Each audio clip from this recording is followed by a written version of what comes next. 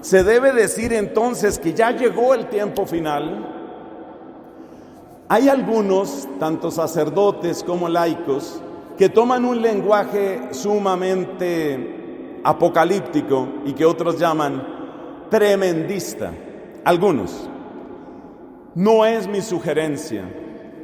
Se apoyan en apariciones más o menos aprobadas por la Iglesia, apariciones de la Virgen, hacen cuentas de revelaciones privadas o cosas parecidas. O toman simplemente el texto del Evangelio y dicen, mire, lo que está sucediendo.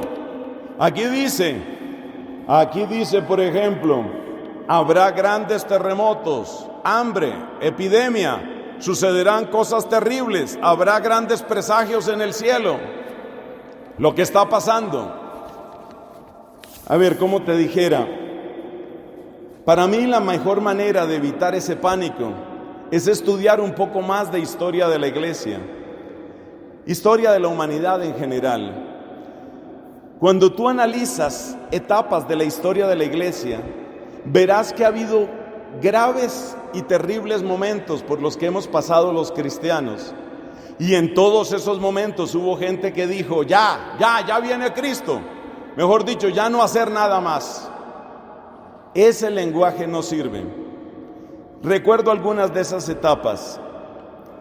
Cuando vino la crisis arriana en el siglo IV, es decir, cuando una gran cantidad de cristianos dejaron la fe y se volvieron arrianos, esa es una herejía de la cual no vamos a hablar en este momento. Hubo un momento en el que había más cristianos arrianos que cristianos católicos. Y muchos pensaron, esto se acabó, ya es el final. Era el siglo IV de nuestra era. Cuando llegó el siglo V, especialmente a finales del siglo V, y cayó el Imperio Romano y solo se oía de caos e invasiones bárbaras por todas partes, otros sintieron, ahora sí se acabó el mundo. Cuando hacia el siglo VIII, IX, empieza a propagarse el Islam y hace desaparecer el cristianismo de todo el norte de África y penetra con fuerza en España, ya esto se acabó. Cuando en el siglo X la corrupción del papado llega a unos niveles absurdos de codicia y realmente situaciones que nos avergüenzan a los que amamos a la Iglesia, la gente dijo, no podemos caer más bajo. Con estos papas degenerados que tenemos no se va más lejos. Y como además llegó el año 1000 y el Apocalipsis habla de los 1000 años, la gente dijo, el final, esto se acabó, ya no hay más.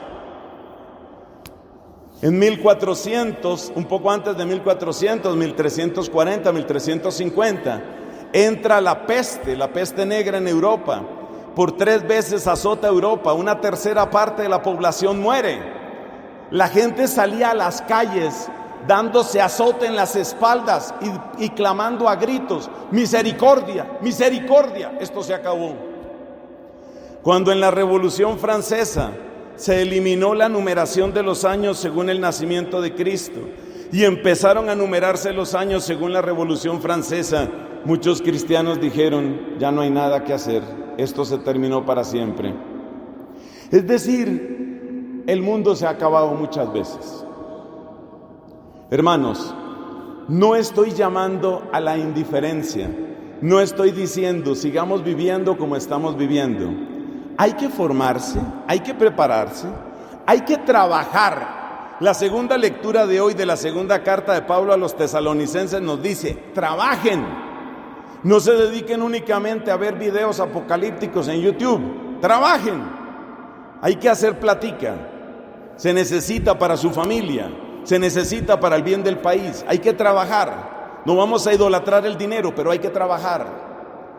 En resumen, si usted me pregunta a mí, mi opinión no vale más que como opinión personal. Yo no creo que ese final sea tan inminente, pero sí creo que ha llegado la hora de que oremos más, nos enteremos y nos formemos más, y seamos más comunidad. Y para eso tenemos la fuerza de la palabra de Dios, y para eso tenemos a Cristo que nos alimenta con su cuerpo y con su sangre en la Eucaristía. A Él sea el honor y la gloria por los siglos. Amén.